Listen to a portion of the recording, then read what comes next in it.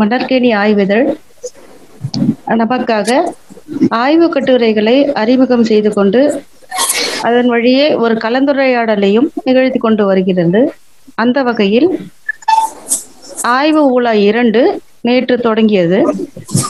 இன்று அதே ஆய்வு ஊழாவில் நம்மிடையே ஆய்வு கட்டுரையை வெளியிட முனைவர் சு. செல்லம் அவர்கள் நம்மிடையே பேச இருக்கின்றார். அவர் ராமநாதபுரம் மாவட்டத்தை சேர்ந்தவர். தன்னுடைய இளங்கலை பட்டத்தை சேதுபதி அரசு கலைக்கல்லூரியிலும், முதுகலை பட்டத்தை மதுரை காமராஜர் பல்கலைக்கழகத்திலும், ஆய்வு நிறைஞர் பட்டத்தை பாரதியார் பல்கலைக்கழகத்திலும், ஆய்வு முனைவர் பட்டத்தை ராணிமேரி கல்லூரி சென்னையிலும் முடித்துள்ளார். அவர் தனது ஆய்வுக்கான தலைப்பை எடுத்துக்கொண்டது தேவார திருத்தலங்கள் ஊர் பெயர் ஆய்வு என்ற தலைப்பில் அவர் தனது முனைவர் பட்ட ஆய்வினை முடித்துள்ளார். இப்பொழுது நம்மிடையே முனைவர் சு. செல்லம் அவர்கள் தேவார திருத்தலங்கள் ஊர் பெயர் ஆய்வு என்ற தலைப்பிலே அவருடைய ஆய்வு கட்டுரையை வழங்குவார். செல்லம், நீங்க பேசலாம்.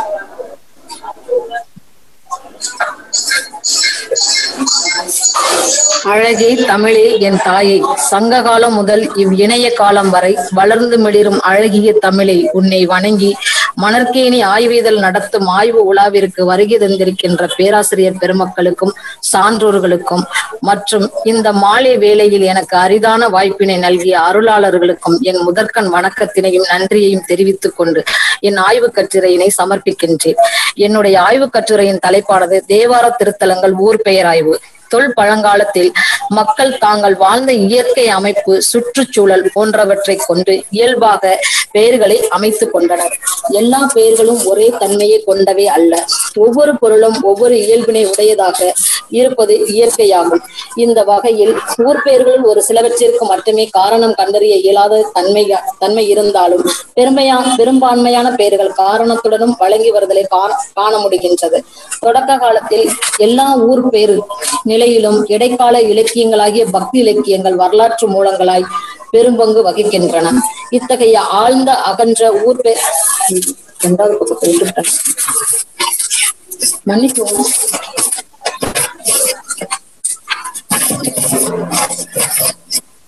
இவ்வகையில் ஊர் பெயர்களுள் ஒரு சிலவற்றிற்கு மட்டுமே காரணம் கண்டறிய இயலாத தன்மையிலும்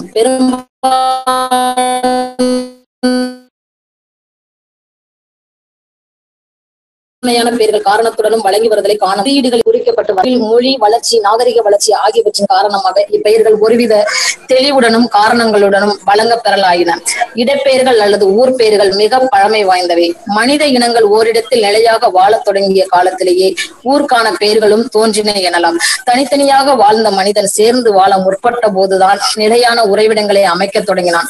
அப்படி அவனால் அமைக்கப்பட்ட பல உறைவிடங்களின் தொகுப்பே ஊர்களின் உருவினை பெறத் தொடங்கின. ஆங்காங்கு சிறு சில உறைவிடங்கள் சேர்ந்து ஒன்றாக இணைந்து ஒரு ஊராக அமைந்திருக்கலாம். உணவு, உடை, இருப்பிடம் என்பன மனித வாழ்க்கைக்கு அடிப்படை தேவையாகும். பண்டை காலந்தொற்று மனித வாழ்விடம் என்பது அனைத்து வசதிகளின் உறைவிடமாகவே அமைந்திருந்தது. குறிஞ்சி, முல்லை, மருதம், நெய்தல், பாலை என ஐவகைப்பட்ட நிலப்பாகுபாட்டிலும் உறைவிடம் தோற்றுவிக்கப்பட்டுள்ளது. மனிதன் தனித்தன்மையான சுற்றுச்சூழலை அடிப்படையாக வைத்து குடியிடங்களை அமைத்துக் கொள்வது என்பது ஒன்றாகும். இந்நிலையில் தங்களுக்கும் தங்கள் உடைமை பொருள்களுக்கும் போதுமான வசதிகளை உடையதாக அமைகின்ற இயற்கை பின்னணிகளையே வாழ்வதற்கு தகுதியான ஒரு இடமாக மனிதனால் தேர்ந்தெடுக்கப்படுகின்றது. ஊர் பெயர் ஆய்வின் சிறப்புகள். பண்டை தமிழர் வரலாற்றை அறிய உதவும் மூலங்களுள் ஊர் பெயர்களும் ஒன்று. அவ்வளவு காலங்களில் வாழ்ந்த மக்களின் வாழ்வியலை நாம் அறிந்து கொள்ள பெரும் பயனாக அமைகின்றது. தொல்காப்பியம், சங்க இலக்கியம், 11 கீழ்கணக்கு, சிலப்பதிகாரம், மணிமேகலை என பழமையான இலக்கியங்கள் பல நமக்கு வரலாற்றை உணர்த்தும் மூலங்களாய் விளங்குகின்றன என்றாலும் ஊர் பெயர் நிலையில் இடைக்கால பக்தி இலக்கியங்களாகிய பக்தி இலக்கியங்களை வரலாற்று மூலங்களாய் பெரும்பங்கு வகிக்கின்றன. இத்தகைய ஆழ்ந்த அகன்ற துறையானது மக்களுக்கு ஏற்ப, வாழும் நிலங்களுக்கு ஏற்ப, சிந்தனைக்கு ஏற்ப ஊர் பெயர்கள் அந்த காலத்தை எவ்வாறு வேறுபட்டன, இன்று எவ்வாறு வேறுபட்டு அமைகின்றன போன்ற பல வினாக்களுக்கு விடைகளை வெளிப்படுத்துகின்றன. இவ்வூர் பெயர்கள் காலந்தோறும் புதிதாக தோன்றி மறைந்து அழியாமல் நின்றும் மருவி வழங்கியும் வருகின்றன. அரசியல், சமுதாயம் காலந்தோறும் மாறும் நிலைக்கேற்ப மக்கள் வாழ்வியல் மாற்றம் பெறுதலையும் ஊர் ஊர் பேராய்வு விளங்கி நிற்கின்றது. பிறமொழி தொடர்பையும் பெயரிடும் முறையில் ஏற்பட்ட பல வகை மாற்றங்களையும் மக்கள் வாழ்வியலில் அக்கால பதிவுகளையும் பொது நிலையில் பண்பாட்டு வரலாற்று சிந்தனைகளையும் வழங்குவதாக ஊர் பெயராய்வு திகழ்கின்றது. தமிழில் இடைக்கால இலக்கியங்கள் என்று கூறப்படும் பக்தி இலக்கியங்கள் இறைவன் எழுந்தருளி இருக்கும் தளங்களாக பல ஊர்களை சுற்றும் நிலையில் இன்றியமையா பங்கு வகிக்கின்றன. தமிழகத்தில் ஊர் பெயர்களில் பல பழங்கால பெயர்களாக என்றும் நிலை பெற்றிருப்பதை பழங்கால கோயில் தளங்களின் வாயிலாய் அறிய முடிகின்றது. ஆய்வு தலைப்பு: இடைக்கால இலக்கியங்கள் என்று கூறப்பெறுகின்ற பக்தி இலக்கியங்கள் சைவ இலக்கியங்களாகவும் வைணவ இலக்கியங்களாகவும் இறை மீது கொண்ட பக்தியின் செல்வாக்கை காட்டுகின்றன. அவற்றுள் சைவ இலக்கியங்களாக இருக்கின்ற 12 திருமுறை தொகுதிகளில் இடம்பெற்றுள்ள முதல் 7 திருமுறைகளாய் விளங்கும் மூவர் பாடிய தேவார திருத்தலங்களாகிய ஊர் பெயர்கள் மட்டுமே ஆய்வுக்கு எடுத்துக் கொள்ளப்பட்டுள்ளன. தேவார திருத்தலங்களாகிய 276 ஊர் பெயர்களும் தேவார தலைமுறை அடிப்படையிலும் அப்பெயர்கள் எத்தன்மை கொண்டவையாக விளங்குகின்றன என்னும் ஆய்வை இயற்கை, புராண கதைகள், உயிரினங்கள் என்ற பகுப்பு அடிப்படையிலும் மேற்கொள்ளப்பட்டுள்ளன. ஊர் பெயரினது மொழி கூறுகள் அடிப்படையிலும் இத்தல பெயர்கள் ஆராயப்பட்டுள்ளன. இத்தகைய ஆய்வுகளின் அடிப்படையில் இந்த ஆய்வு கட்டுரை தேவார திருத்தலங்கள் ஊர் பெயராய்வு என்ற தலைப்பினை கொண்டு அமைந்துள்ளது. ஆய்வின் பயன்: ஊர் பெயராய்வு மூலம் பழங்கால வரலாற்றினையும் பண்பாட்டினையும் நாகரிகத்தினையும் அறிய முடிகின்றது. பழங்காலத்தில் வாழ்ந்த இனங்கள் அல்லது குடிகள் பற்றியும் சமய வரலாறு பற்றியும் நில அமைப்பு பற்றியும் தொல்பொருள் ஆராய்வுக்கு துணை செய்யும் வகையில் பழைய வரலாற்று உண்மைகளின் வெளிக்கொணரும் ஆய்வாக பயனளிக்கின்றது. இயற்கை அடிப்படையிலான இவ்வாய்வு அக்கால வழக்கில் இருந்து தாவரங்கள் பலவற்றை அடையாளம் காட்டுகின்றது. உயிரினங்களின் அடிப்படையில் அமைந்த ஊர் பெயர்களால் அந்தந்த பகுதிகளில் எந்தெந்த வகையான உயிரினங்கள் வாழ்ந்தன என்பதையும் அறிய ஏதுவாகின்றது. ஆய்வின் அமைப்பு முறை: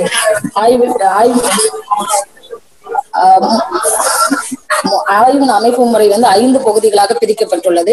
முதல் பகுதி தேவாரமும் திருத்தலங்களும், இரண்டாவது பகுதி இயற்கை சார்ந்த ஊர் பெயர்கள், மூன்றாவது பகுதி புராண கதையால் பெயர் பெற்ற ஊர் பெயர்கள், நான்காவது உயிரினங்களே பெயர்களை கொண்டமைந்த ஊர் பெயர்கள், ஐந்தாவது ஊர் பெயரினது மொழி கூறுகள்.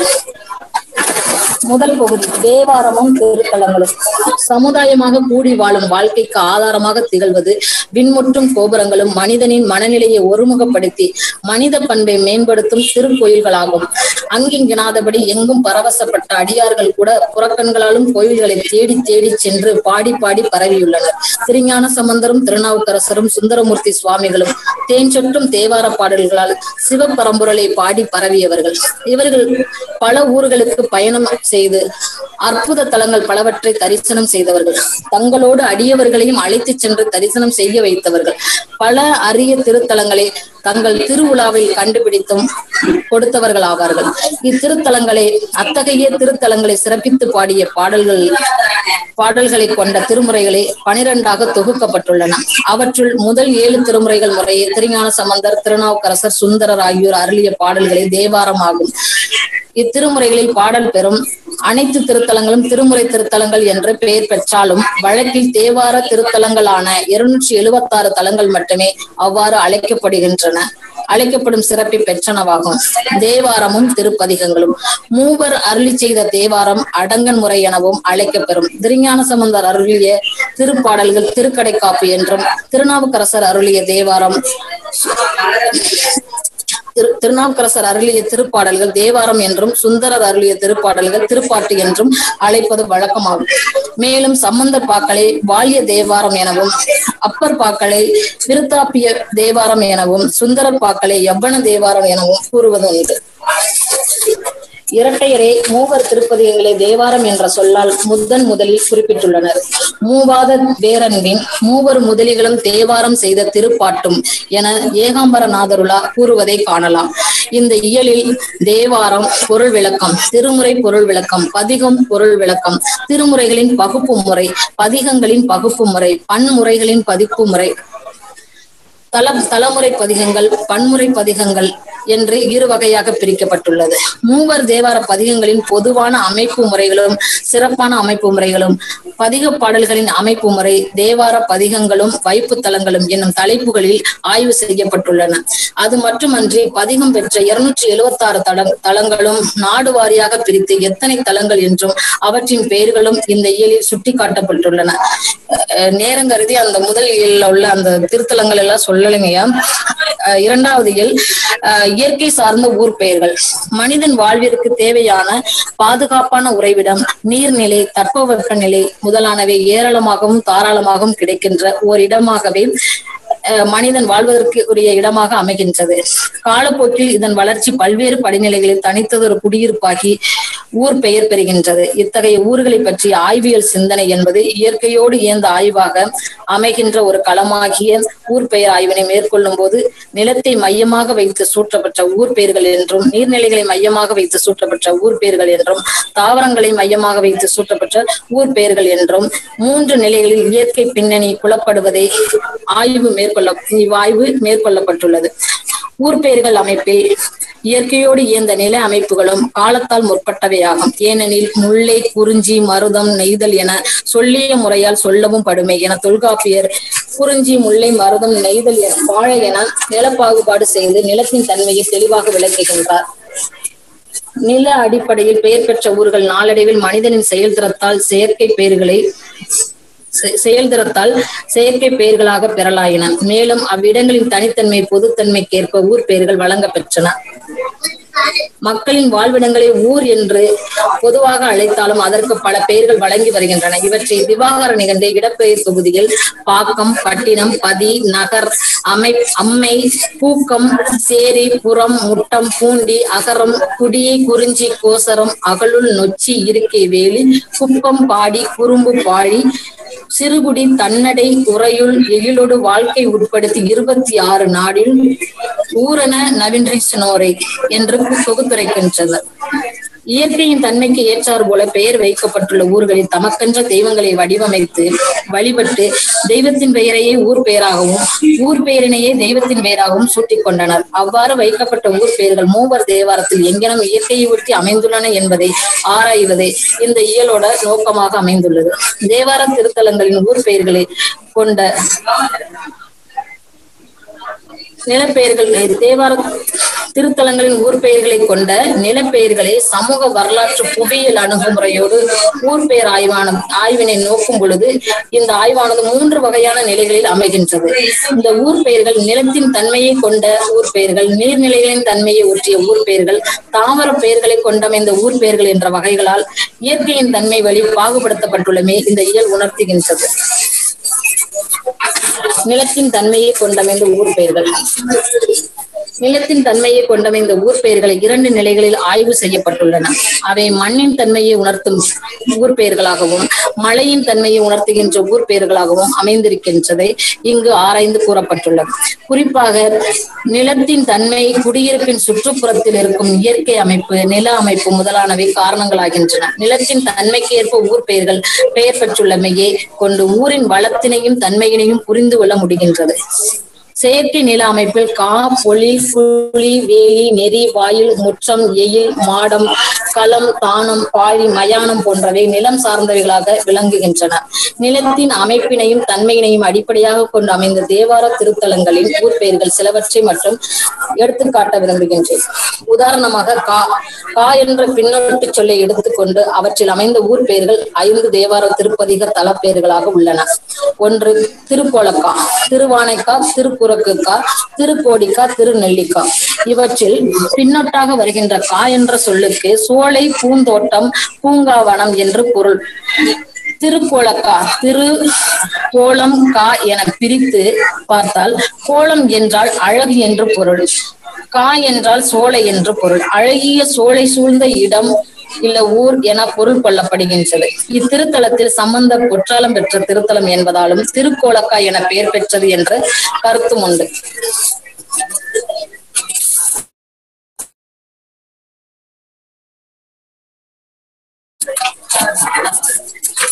அடுத்து வந்து புராண கதை சொல்லப்பட்ட தலம் என்ற பெயர் பெறுகிறது. காவிரி ஆற்றின் வடகரையின் கோடியில் இத்திருத்தலம் அமைந்துள்ளதால் இப்பெயர் பெற்றது எனலாம். கோடி என்றால் இறுதி என்று பொருள் பெறும்.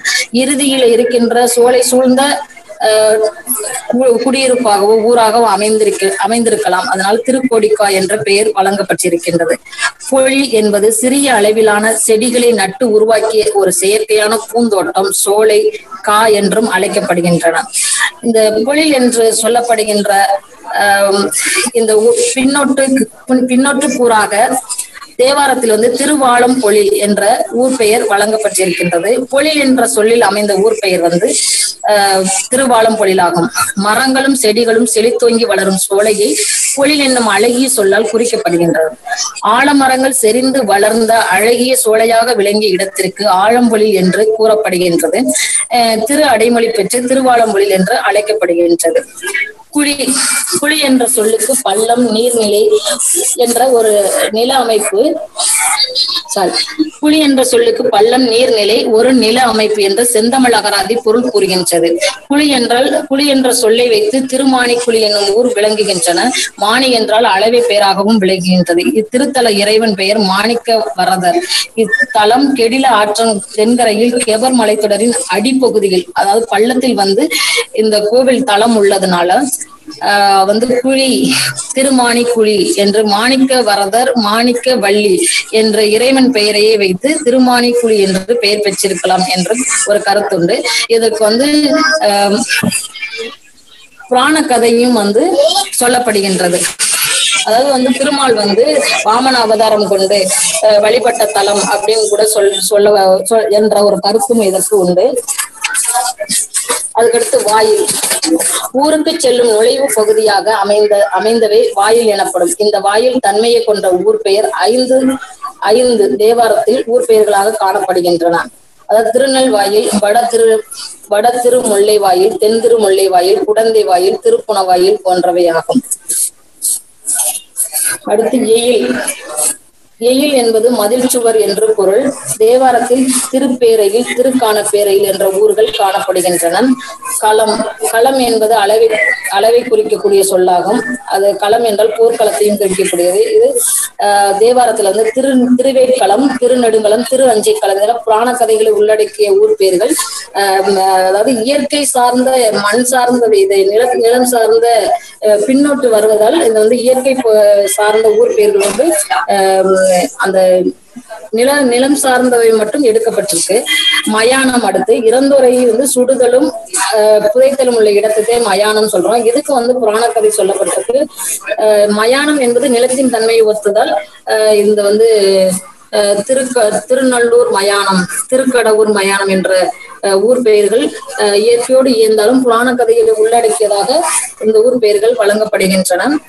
பழனம் என்றால் செழித்த மருத நில வயல் என்று பொருள்.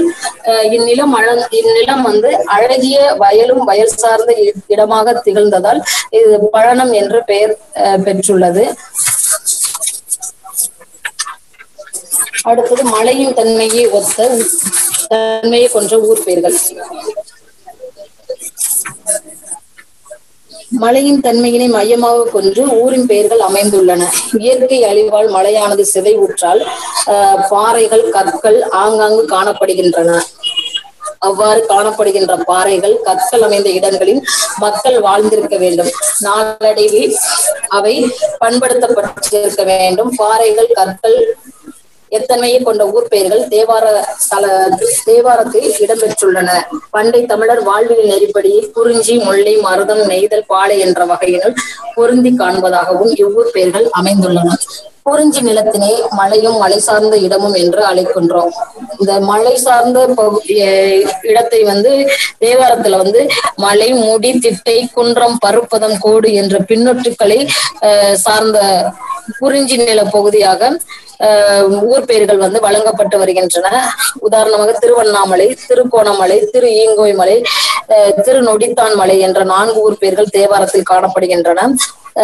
திருவண்ணாமலை என்றால் வந்து இயற்கையோடு இந்த மழை என்று மண் தன்மையை ஒட்டி இருந்தாலும் அண்ணல் என்றால் தலைவன் என்று பொருள்.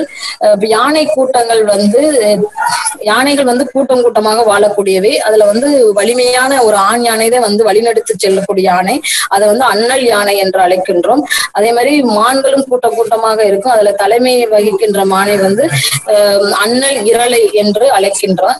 அது மாதிரி வந்து இந்த மலை வந்து குன்று குன்றாக இருந்தாலும் உயர்ந்து ஓங்கி நிற்கக்கூடிய மலையை வந்து அண்ணாமலை என்று, அண்ணல் மலை மருவி அண்ணாமலை என்று மருவியது. அதனால் திருவண்ணாமலை என்ற பெயர் இருக்கு. இதுக்கு வந்து புராண கதையும் உண்டு.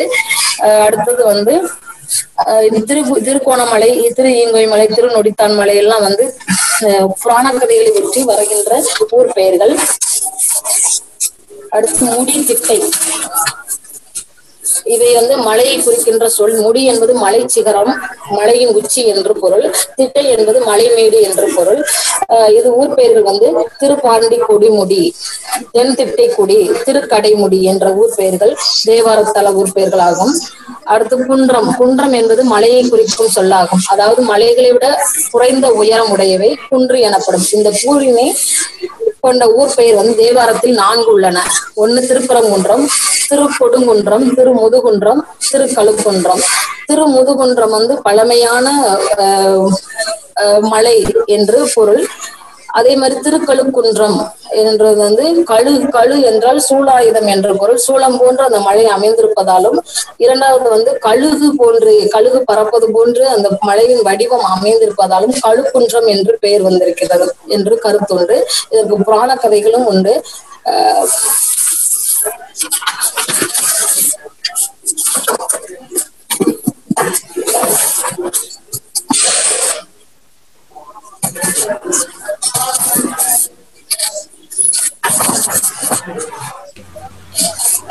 ஹலோ சார், வந்துட்டேன் சார்.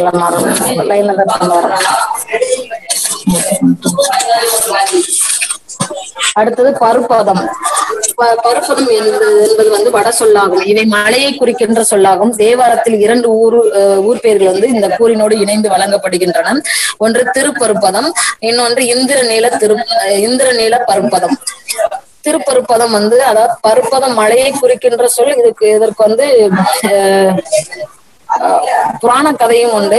இந்திரநீல பருப்பதம் வந்து இந்திரன் வழிபட்டதுனாலையும் மலை குன்றினை குறிப்பதாலும் வந்து நீல பருப்பதம், அந்த மலை குன்று வந்து அங்க உள்ள பாறைகள் எல்லாம் வந்து நீல நிற வடிவமாக இருப்பதால் அது நீல பருப்பதம், இந்திரன் வழிபட்டதால் இந்திர நீல பருப்பதம் என்று வழங்கப்படுகின்றது. கற்குடி, கல் என்பது மலையை குறிக்கும். மலை மீது இறைவன் குடி கொண்டதால் இந்த ஊர் வந்து கற்குடி என்றதா. இறைவனோடு தொடர்புடைய புராண கதையை கூறுகின்ற ஊர்கள். கல், திட்டை இதெல்லாம் வந்து நிலத்தின் தன்மையோடு ஒற்றி இருப்பதால் இயற்கை சார்ந்த ஊர் பெயராகவும் எடுத்துக்கொள்ளப்படுகிறது.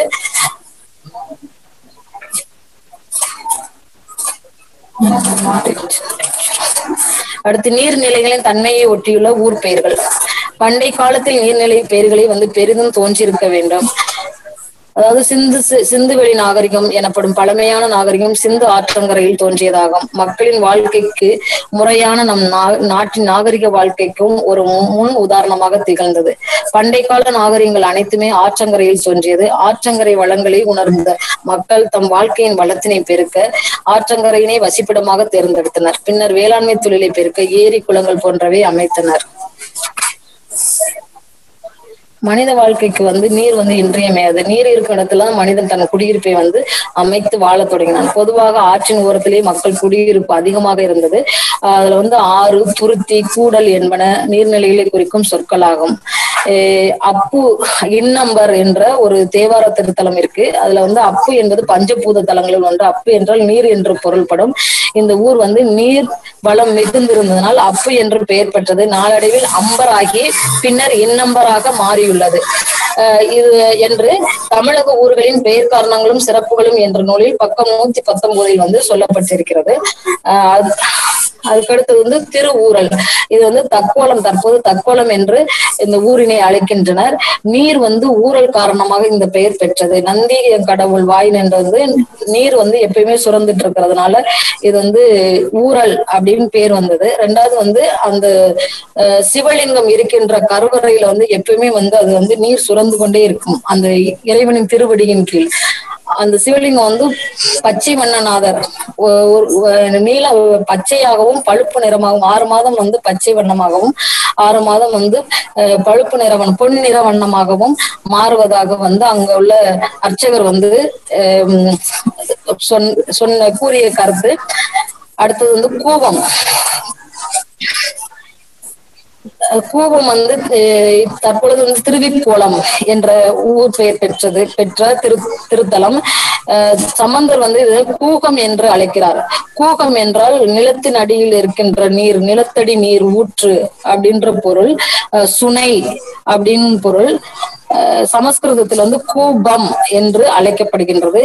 கூபக்கலை என்பது மிக பெருமையாக பேசப்பட்ட பண்டைய கலைகளில் ஒன்று. பூமியை தோண்டாமலே நிலத்தடியில தண்ணீர் ஊற்று இருக்கும் என்று கண்டறிவதற்கு பெயர் கூபக்கலை என்று பெயர். கூபக்கலையை செயல்படுத்துபவர்கள் கூபலர்கள் என அழைக்கப்பட்டனர். இந்த கூபக்கலை மேலை நாடுகளில் இந்த கலையை பற்றிய செய்திகள் நிறைய இருக்கின்றன என்று கிரேக்கரான சார்ஜ் அக்ரிகோலா என்பவர் 1556 சொல்லப்பட்டதாக ஒரு நூல் எழுதப்பட்டிருக்கின்றது. அந்த நூலை பற்றி சுதா சேசையன் அவர்கள் தேவார திருவிழா என்னும் நூலின் தொகுதியில் பக்கம் 44 சொல்லி இருக்கிறார். சம்பந்தர் இந்த ஊர் பேரினை கூகம் திருவிற்கோலம் என்றே தன்னுடைய பதிகங்களில் பதிவு செய்திருக்கிறார். அடுத்தது ஆறு. இயற்கை எழில் மிகுந்த மலையில் தோன்றி நிலத்தின் வழியாக சென்று மக்களுக்கு நலனை வழங்குவது ஆறு.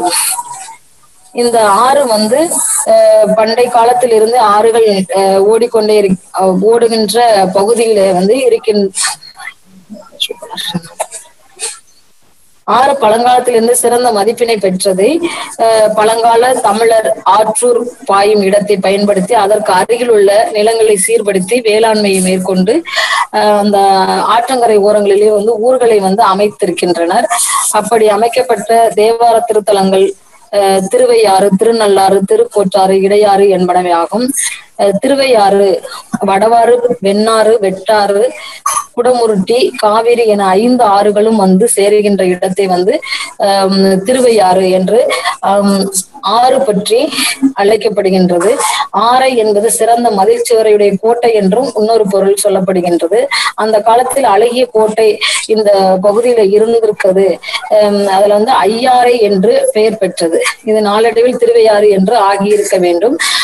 பன்னெடுங்காலமாக வழங்கி வருகின்ற இந்த ஊர் பெயர் ஆங்கிலேயர் காலத்தில் திருவாதி என்று பெயர் பெற்றது.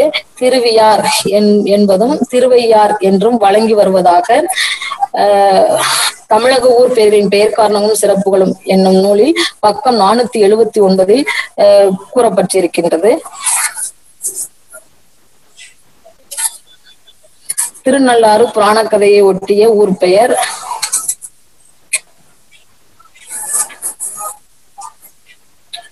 அடுத்தது கரை. ஆறு, குளம், கடல், ஏரி போன்றவற்றின் எல்லை பகுதியில் அமைந்த ஊர்கள் கரை என்று பெயர் பெற்றன. கரை என்பதற்கு பொதுவாக எல்லை என்ற பொருளை குறிக்கலாம். கடற்கரையில் அமைந்த சில ஊர்களை குறிக்கவும் கரை என சொல் வழங்கப்பட்டது. கரை என்ற சொல் வயல், வரப்பு, எல்லையவும் குறிக்கவும் பயன்படுத்தப்படுகிறது. உதாரணமாக திருவக்கரை. திருவக்கரை என்பது அகல்கரை. இதோடைய பழைய பெயர் அகல்கரை என்பது. இது பின்னாளில் அகல்கரை அக்கரை என்றானது. அக்கரை என்றாகி பின்னர் அடைமொழியாகி திரு சேர்ந்து திருவக்கரை என்று பெயர் பெற்றிருக்கின்றது என்று ரா. கந்தசாமி வடமலை நிகண்டு பக்கம் 82 சொல்லப்பட்டிருக்கின்றது.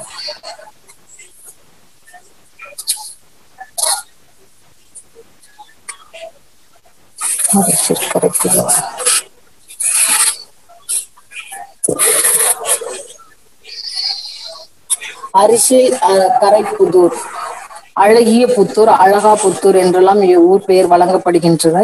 இவ்வூரில் அரிசில் ஆற்றங்கரையில் அமைந்துள்ள ஊர். புதியனவாக தோன்றும் ஊர்களை புத்தூர் என பெயர் வழங்கப்படுகிறது.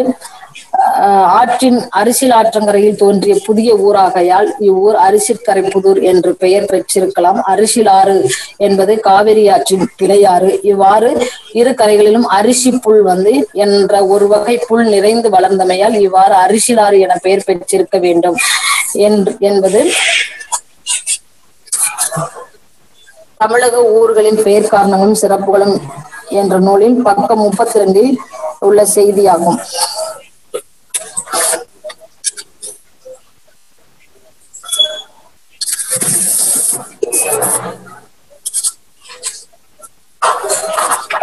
திருக்கோடிக்கரை. கோடி என்பது நுனி அல்லது எல்லையில் உள்ள இடத்தை சுற்றும். கோடிக்கரை என்ற ஊர் கடற்கரை ஓரமாக அமைந்துள்ளதால் கரையோரம் என்ற பொருளில் கோடிக்கரை என்ற ஊர் பெயர் எழ காரணமாக அமைந்திருக்கின்றது. கடல், ஆறு, ஏரி, குளம் இவற்றின் கரைகளில் அமைந்த ஊர்கள் கரை என்னும் பின்னொட்டாகிய பொது பெயருடன் பெயர் பெற்றுள்ளன. இவ்வூர் கோடியில் அமைந்திருப்பதால் கோடிக்கரை என்ற பெயர் பெற்றிருக்கின்றது. சுந்தரர் இத்தலத்திற்கு பதிகம் பாடியுள்ளார். துருத்தி, 2 ஆறுகளுக்கு இடையே உள்ள திட்டு. இது ஆற்றிடைக்குறையாக இருப்பதால் துருத்தி என்னும் பெயர் பெற்றுள்ளது. ஆற்றின் நடுவே அமைந்த இடைக்குறை வடமொழியால் ரங்கம் என்றும் தமிழ் மொழியில் துருத்தி என்றும் குறிக்கப்பெறும். தேவார திருத்தலம் திருப்பூந்துருத்தி, திருத்துருத்தி என்று 2 ஊர் பெயர்கள் வழங்கப்படுகின்றன. இந்த திருத்துருத்தி என்ற ஊர் குட்டையான ஆழம் மரங்களை நிறைந்த இருந்தமையால் குற்றாலம் என பெயர் பெற்றது. நாளடைவில் அது குத்தாலம். குத்தாலத்தின் பழைய பெயர் திருத்துருத்தி என்பதாகும்.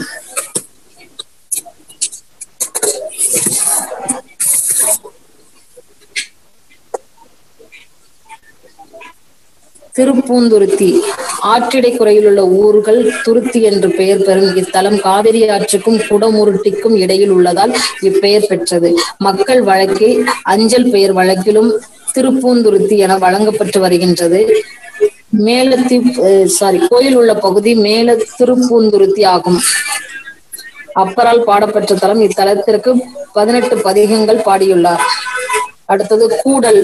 கூடல் என்பது பல பொருள்கள் கூடும் இடமாகவோ அறிஞர்கள் கூடும் இடமாகவோ பொருள் அமையலாம். பொதுவாக கூடம் என்றாலே ஆறுகள் கூடும். கூடல் என்றாலே ஆறுகள் கூடும் இடத்தை குறிக்கும் சொல்லாகும். தேவாரத்தில் கூடல் என்று கூறு கொண்ட 2 ஊர்கள் காணப்படுகின்றன. அவை திருப்பள்ளியின் முக்கூடல், வெஞ்சாம கூடல். திருப்பள்ளியின் முக்கூடல் இவ்வூர் மக்கள் வழக்கில் பள்ளி முக்கூடல் என்று திருப்பள்ளி முக்கூடல் என்று வழங்கப்பட்டு வருகின்றது. இத்தலத்தின் பெயர் முன்னர் அரியான் பள்ளி என்றும் அழைக்கப்படுகின்றது. அரிக்கரியான் பள்ளி என்றும் அரியான் பள்ளி என்றும் அக்கால மக்கள் வழங்கி இருக்கின்றனர். ஆனால் இன்று அப்பெயர் மாறி திருப்பள்ளி முக்கூடல் என்றே வழங்கி வருகின்றது. வெஞ்சாம கூடல் கிளை நதியான சிற்றாறு அமராவதி ஆறுடன் கூடும் இடத்தில் உள்ளதாலும் கூடல் என்று பெயர் பெற்றது. கோயிலுக்கு பக்கத்தில் ஓடும் ஆறு குடகனாறு, குலகனாறு, கடவனாறு என பலவாறு அழைக்கப்படுகின்றது. வெஞ்சமர் என்பது கடுமையான போர் என்று பொருள். இந்த பகுதியில் கடுமையான போர் நிகழ்ந்திருக்கலாம். இப்பகுதியில் தோன்றிய ஊர் வெஞ்சாம கூடல் என்று பெயர் பெற்றிருக்கலாம். நாடளவில் வெஞ்சாமங்கூடல் என்று பெயர் பெற்றுள்ளது. சேரமான் வஞ்சன் என்னும் அரசன் இப்பகுதியை ஆண்டதால் வெஞ்சாம கூடல் என்று பெயர் பெற்றிருக்கலாம் என்ற கருத்தும் உண்டு. இந்த கருத்தினை தமிழக ஊர்களின் பெயர் காரணங்களும் சிறப்புகளும் என்னும் நூலில் பக்கம் 470 கூறப்பட்டுள்ளது.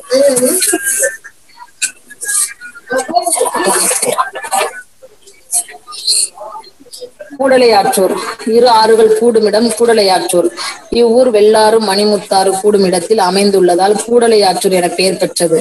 மணிமுத்தாறும் வெள்ளாறும் கூடும் இடத்தில் இவ்வூர் அமைந்துள்ளது. ஆறுகள் கூடுமிடம் கூடல். அதன் அருகில் அமைந்துள்ள ஊர் கூடலூர் என்னும் பெயரை நாளடைவில் கடலூர் என்று கூட ஆகியிருக்க வேண்டும். கடலூர் அருகே இந்த ஊர் அமைந்திருப்பதால் கடலூர் என பெயர் பெற்றதாகவும் கூறப்படுகின்றது.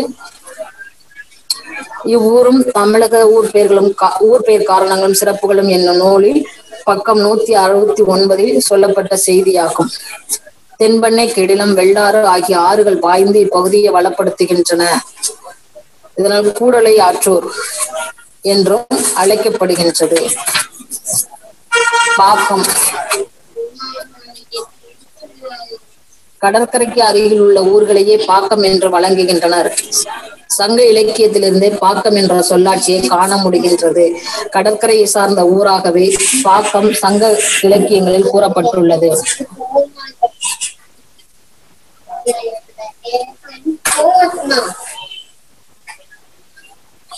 எல்லை பிரிக்கப்பட்ட இடம் என்ற பொருளில் உணர்த்துமாறு பாக்கம் என்ற பொதுக்கூறு அமைந்துள்ளது.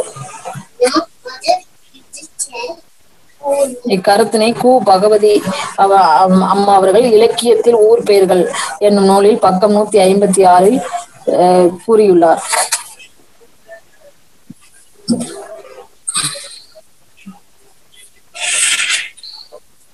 தேவாரத்தில் பாக்கம் என்னும் பெயரில் 2 ஊர் பெயர்கள் அமைந்துள்ளன. அவை திருவெண்பாக்கம், அச்சிறுபாக்கம் என்பனவாகும். கடற்கரையை அடுத்துள்ள ஊரினையும் ஒரு பெரும் கிராமத்தின் பக்க ஊர்களையும் சிறு கிராமம் பாக்கம் என்ற பெயரால் குறிப்பிடுவர். நெய்தல் நிலத்து சிற்றூர்களை பெரும்பாலும் பாக்கம் என்ற பெயரில் வழங்கப்படுகின்றன. தேவாரத்தில் அமைந்துள்ள அச்சிறுபாக்கம், திருவெண்பாக்கம் என்னும் ஊர் பெயர்கள் பாக்கம் என்னும் பின்னொட்டுகளை பெற்ற ஊர் பெயர்களாகும்.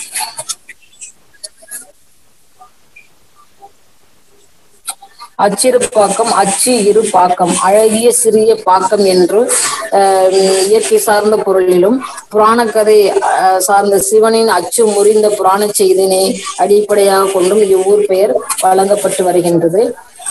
துறை துறை என்பது நீர்த்துறை, கடற்துறை என்ற பொருளில் அமையும். தேவாரத்தில் துறை என்னும் ஊருடைய ஊர் பெயர்கள் திருமுறை திருத்தலங்களாக 14 வைப்புத்தலங்கள் 7 காணப்படுகின்றன. அவை திருநெல்வாயில் அறத்துறை, வடகுரங்காடுதுறை, அன்பில் ஆலந்துறை, திருப்பாத்துறை, திருக்கடம்பந்துறை, திருப்பராய்த்துறை, திருச்சோற்றுத்துறை, திருப்பாலைத்துறை, தென்குரங்காடுதுறை, திருவாவடுதுறை, மயிலாடுதுறை, திருப்பேணு பெருந்துறை, திருவெண்துறை என்பனவும் அவள் பூந்துறை, ஆலந்துறை, செந்துறை, தவத்துறை, பூந்துறை, பெருந்துறை, மாந்துறை என்ற வைப்பு தலங்களும் துறை என்ற பின்னொட்டு கூறுகளை உடைய பெயர்களாக ஊர் பெயர்களாக அமைந்துள்ளன.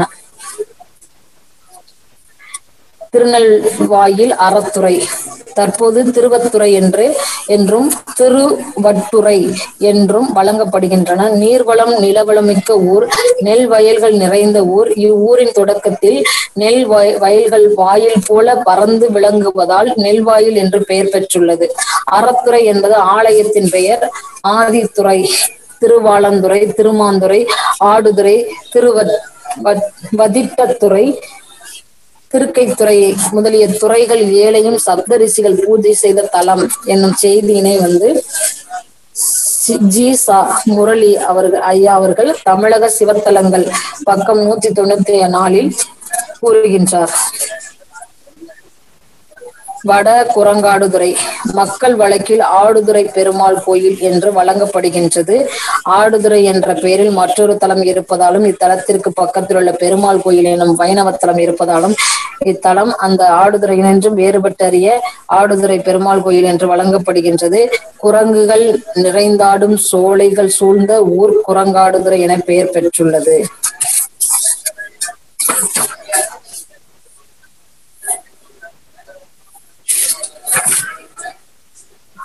அன்பில் ஆலந்துறை இவ்வூர் கீழன்பில், அன்பில், அம்பில் என்று அழைக்கப்படுகின்றன. அன்பில் என்பது தலப்பெயராகும். ஆலந்துறை என்பது திருக்கோவிலின் பெயராகும். இரண்டும் இணைந்து அன்பில் ஆலந்துறை என்னும் பெயர் பெற்றிருக்கின்றது. திரு என்பது சிறப்பு அடைமொழி சேர்ந்து அன்பில் ஆலந்துறை என்றாகியுள்ளது. ஆலமரம் நிறைந்திருந்தமையால் ஆலந்துறை என்று பெயர் வந்திருக்கலாம். தேவார திருத்தலத்தின் தல விருட்சம் ஆலமரம் ஆகும். சம்பந்தர் இத்தலத்தினை பற்றி ஒரு பதிகம் பாடியுள்ளார். ஆணும் பெண்ணுமாக மயில்களும் குயில்களும் இளம் அன்னங்களும் சென்று தங்குகின்ற சோலை வளம் மிக்க அன்பில் ஆலந்துறை என்று பாடுகின்றார்.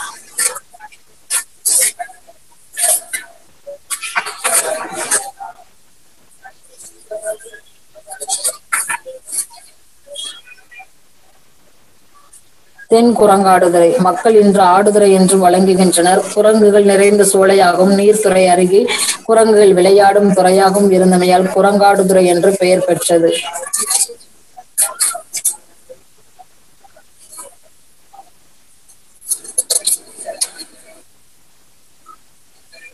திருவாவடுதுறை. பசுக்கள் நிறைந்துள்ள காவிரி கரையில் உள்ள ஊர். பசுக்கள் நீர் அருந்தும் துறை என்பதை குறிப்பதால் திரு ஆவடுதுறை என்று பெயர் பெற்றது.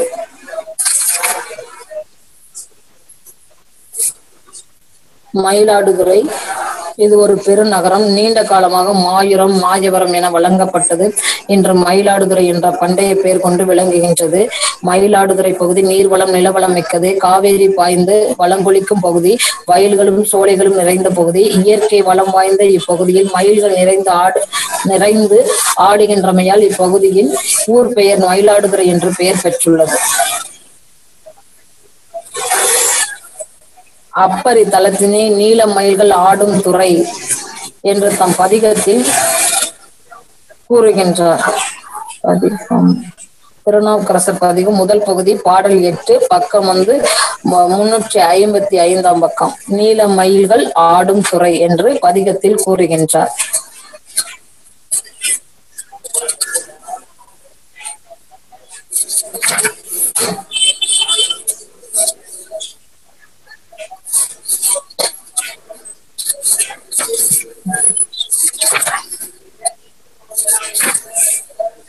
குளம்.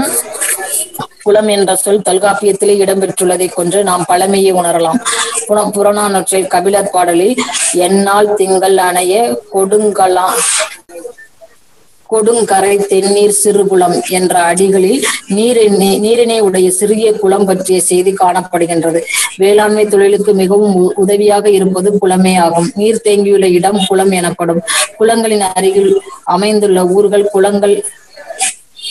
குளங்கள் எனப்படுகின்றன. செந்தமிழ் அகராதியானது தடாகம், ஏரி, மார்கழி, நெற்றி, வெள்ளம் ஆகியனவற்றை குளம் என்று கூறுகின்றது.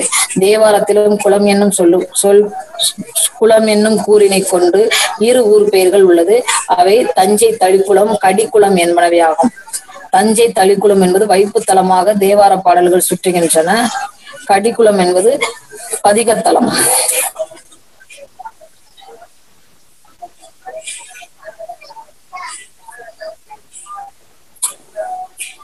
தற்போது கடிக்குளம் தற்போது கற்பகனார் கோயில், கற்பகநாதர் குளம் என வழங்கப்படுகின்றது. கடி என்றால் மனம் என்று பொருள். மனமிக்க குளம் என்பது பொருள். இப்பகுதியில் குளம் ஒன்று உள்ளது. இந்த குளத்தை சுற்றி மரம், செடி, கொடிகளில் உள்ள மனமிக்க மலர்கள் காரணமாக இக்குளம் கடிக்குளம் என பெயர் பெற்றது. இக்குளத்தை சார்ந்த ஊர் இருப்பதால் கடிக்குளம் என்று குளத்தின் பெயரையே ஊரும் பெற்றுள்ளது. கோயில் தீர்த்தத்தின் பெயர் கடிக்குளம். அதுவே ஊர் பெயரானது.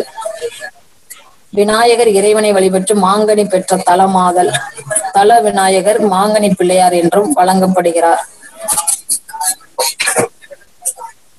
சுழி ஆறோ நதியோ வளமாக சுழித்து சென்ற இடம் என்பதால் இப்பெயர் பெற்றிருக்கலாம். தேவாரத்தில் சுழி என்னும் கூருடைய ஊர் பெயர் ஒன்றுதான் உள்ளது. ஒன்று திருவழஞ்சுழி.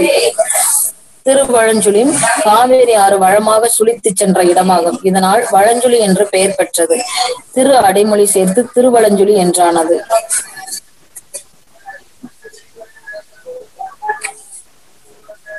பட்டினம் கடற்கரையில் உருவாகும் நகரங்கள் பட்டினம் என்று பெயர் பெறும். 2000 ஆண்டுகளுக்கு முன்பே தமிழ்நாட்டில் காவிரி பூம்பட்டினம் தலைசிறந்த பட்டினமாக திகழ்ந்தது என்று ராபி சேது பிள்ளை அவர்கள் கூறுகின்றார். காவிரி பூம்பட்டினம் நீர்நிலையின் அடிப்படையில் அமைந்த ஊர் பெயர்கள் இதுவரை கூறப்பட்டிருக்கின்றது போலவே தாவர பெயர்களின் அடிப்படையை கொண்டமைந்த ஊர் பெயர்கள் பின்வருமாறு விளக்கப்படுகின்றன. தாவர பெயர்கள் கொண்டமைந்த ஊர் பெயர்கள். இயற்கையாகவே எந்தெந்த பகுதியில் எந்தெந்த வகை தாவரம் மிகுதியாக காணப்பட்டதோ அந்த தாவரத்தின் பெயரே அப்பகுதிக்கும் பெயராக அமைந்தது.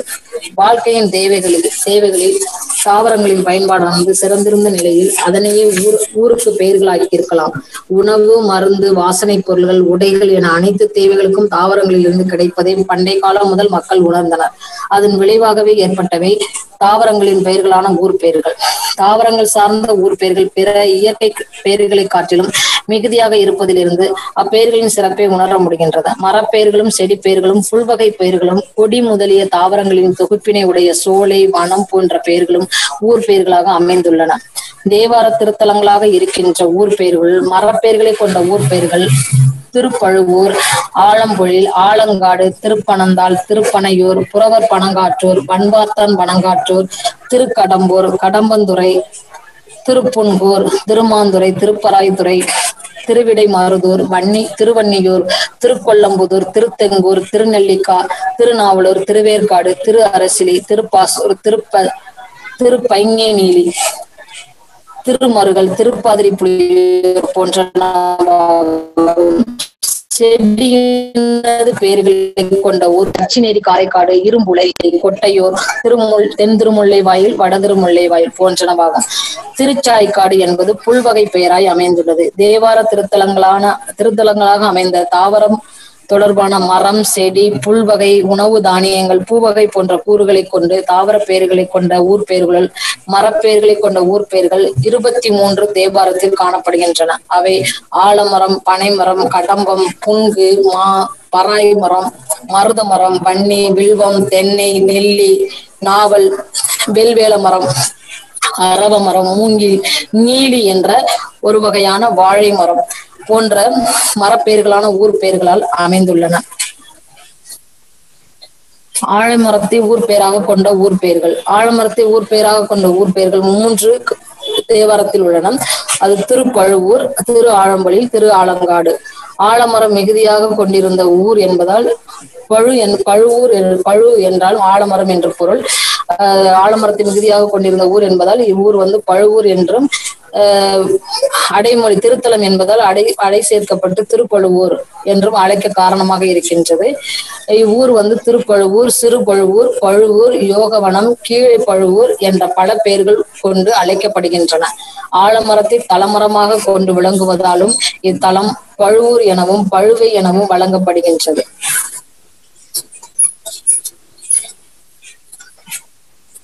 ஆழம்பொழில் மரங்களும் செடி கொடிகளும் செழித்தோங்கி வளரும் சோலையை பொழில் என்னும் அழகிய சொல் குறிப்பதாகும். ஆழமரங்கள் செறிந்து அழகிய சோலையாக விளங்கிய ஒரு இடத்தை ஆழம்பொழில் என்று மக்கள் அழைக்கின்றனர்.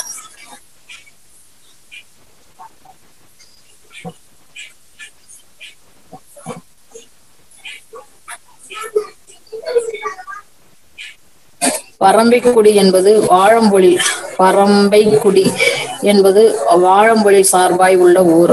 பொழில் சோலையாதலின் அவ்வூரை சார்ந்துள்ளது என்கிறார் சிவத்திரு பெரும்புலவர் அருணை வடிவேல் முதலியார் அவர்கள். தென் பரம்பைக்குடி என்பது ஊரின் பெயராகவும் திருவாழம்பொழில் கோயில் பெயராகவும் கொள்ளலாம் எனில் என்றும் ஊர் பெயர் ஆழம்பொழில் என்று வழங்குவதால் திரு முதலியார் அவர்கள் கூற்றை ஏற்றமாம் என்ற கருத்தை திருநாவுக்கரசர் தேவாரம் 2ஆம் பகுதி பக்கம் 482 இந்த செய்தி கூறப்பட்டுள்ளது. ஆலங்காடு ஆலமரம் நிறைந்த காடாக இவ்விடம் விளங்கியதால் ஆலங்காடு என்று அழைக்கப்படுகின்றது. இதற்கு பழையனூருக்கு அருகில் உள்ள இந்த ஊராகும். இந்த ஊர் பழையனூரின் ஒரு பகுதியாகவே ஆலங்காடு இருந்தது என்பதையும் அறிய முடிகிறது. காடு என்னும் பொது பெயருடைய ஊர்கள் தமிழ்நாட்டில் பல உள்ளன. பண்டை காலத்தில் இப்பகுதியில் ஆலமரங்கள் நிறைந்திருந்தமையால் இப்பகுதி ஆலங்காடு என்று பெயர் பெற்றது. இவ்வூரின் திருத்தலம் காரைக்கால் அம்மையாரால் பாடப்பட்ட திருத்தலமாகும். திருவாலங்காட்டு மூத்து திருப்பதிகம் என்ற பதிகத்தை பாடியுள்ளார்.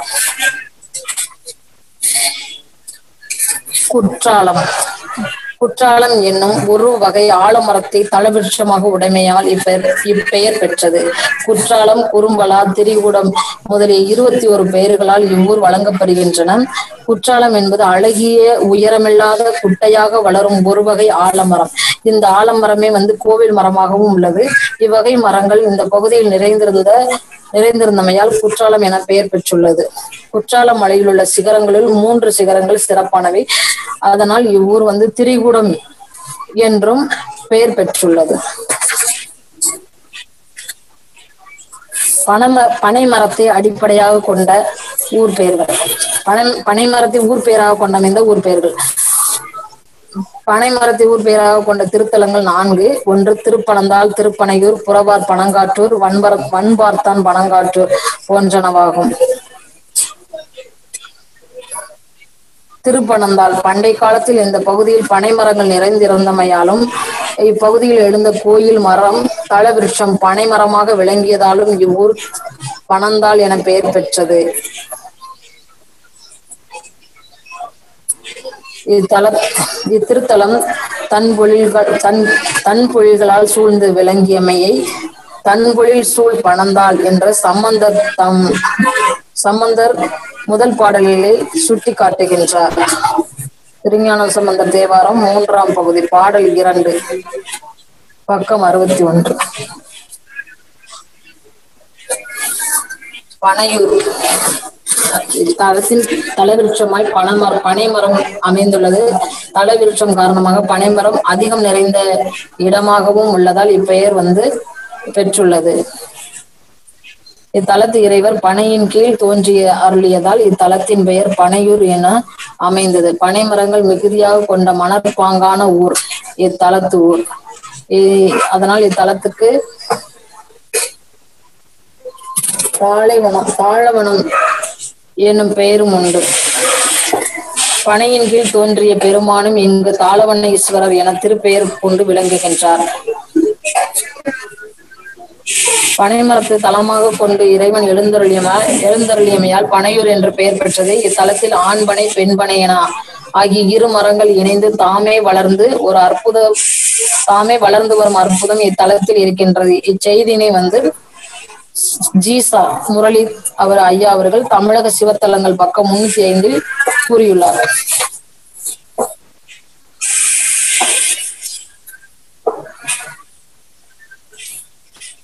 வன்பார்த்தான் பனங்காட்டூர் இன்று திருப்பனங்காடு என்று அழைக்கப்படுகின்றது. இவ்வூர் வடற்காடு மாவட்டத்தில் அமைந்துள்ளது.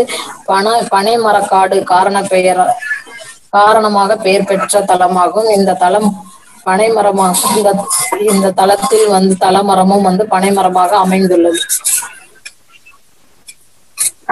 இவ்வூர் வன்பாக்கம் என்னும் ஊரை அடுத்து பனையை தலவிருட்சமாக உடைமையால் இப்பெயர் பெற்றது என்பர். தேவாரம் சுந்தரர் தேவாரம் பக்கம் 31.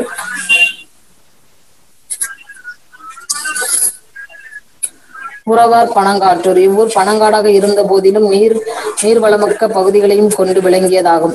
இவ்வூரின் தலத்திலும் தலவிருட்சமாக பனைமரம் இருப்பதால் பனையபுரம் என்ற பெயரும் காணப்படுகின்றது. புறவார் என்பது விளக்கம் பெறவில்லை என்றாலும் புறவு என்பது சோலை என்ற பொருளை குறிக்கின்றது. புறவம் என்பது காடு சோலை என்ற பொருளை தருகின்றது. பனைமரத்தை பெயராக கொண்ட ஊர்கள் பல இருப்பதால் அவற்றினின்று வேறுபாடு அறிய புறவு புறவம் காடு சோலை புறவு புறவார் சிறப்பு விகுதி பெற்றது. பனைமரங்கள் காடாக விளங்குவதால் பனங்காட்டூர் என்று அழைக்கப்படுகின்றது. இவ்வாறு புறவார் பனங்காட்டூர் என்று பெயர் பெற்றிருக்க வேண்டும். இவ்வூரை பனையபுரம் என்றும் பெயரிட்டு அழைக்கின்றனர். மரங்களை சுற்றி அமைக்கப்பட்டுள்ள மேடையில் பனங்காட்டு ஈசராக சிவலிங்கம் அமைந்துள்ளதை காணலாம். இந்த பகுதி பனங்காடாக இருந்ததால் பனையூர் பனங்காட்டூர் என்றெல்லாம் இந்த ஊருக்கு பெயர் ஏற்பட்டுள்ளது என்று உரைக்கின்றார் சுதா சேசையன் அம்மா அவர்கள். தேவார திருவிழா பக்கம் 146. கடம்ப மரத்தை ஊர் பெயராக கொண்ட ஊர் பெயர்கள்: திருக்கடம்பூர், திருக்கடம்பந்துறை.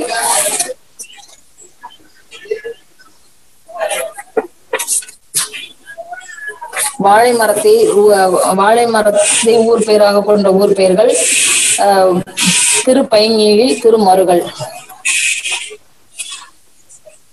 நீலி என்பது வாழையின் ஒரு வகை.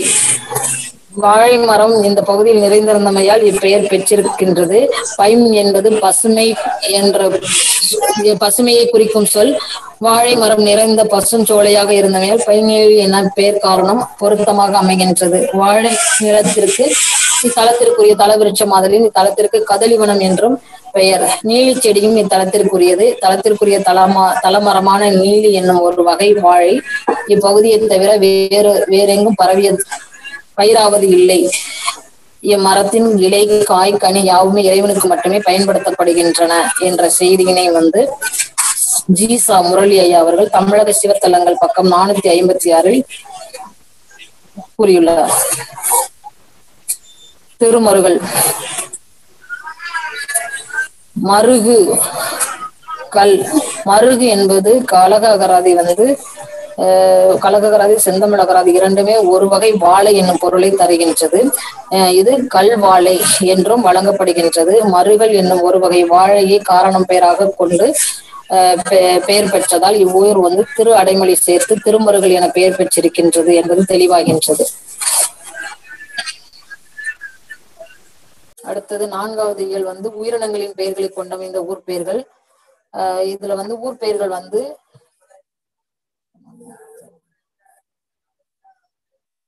தேவாரத்தில் 28 ஊர் பெயர்கள் வந்து விலங்குகளின் பெயர்களை கொண்டுள்ளன.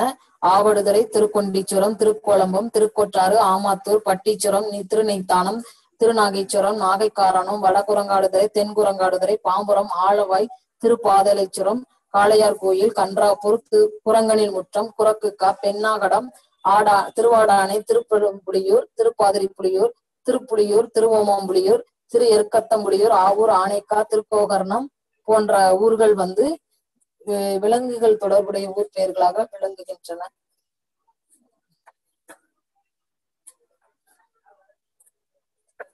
அடுத்தது வந்து ஊர் பெயரோட மொழிக்கூறுகள். இந்த மொழிக்கூறுகள் வந்து மனிதன் தோற்றுவிக்கப்பட்ட மொழியில் அவனாலேயே மாற்றங்களும் நிகழ்கின்றன. மாற்றங்கள் ஒளிநிலையிலும் சொல்நிலையிலும் தொடர்நிலையிலும் காணப்படுகின்றன. மொழியில் ஏற்படும் மாற்றங்கள் காலப்போக்கில் நிகழ்வனவாகும். இது போன்ற முன்னால் பெயரிடப்பட்டு அழைக்கப்பட்ட ஊர் பெயர்களிலும் மாற்றங்கள் பல காணப்படுகின்றன. இந்த மாற்றங்களை பற்றி ஆய்வதுதான் வந்து இந்த 5வது இயல் ஊர் பெயர் எனது மொழிக்கூறுகள்.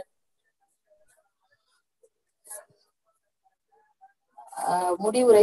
உலகில் வாழுகின்ற உயிர்கள் நற்கதி அடையும் பொருட்டு ஆங்காங்கே பல ஆலயங்கள் விளங்குகின்றன. தமிழகத்தில் சிவாலயங்கள் பல உள்ளன.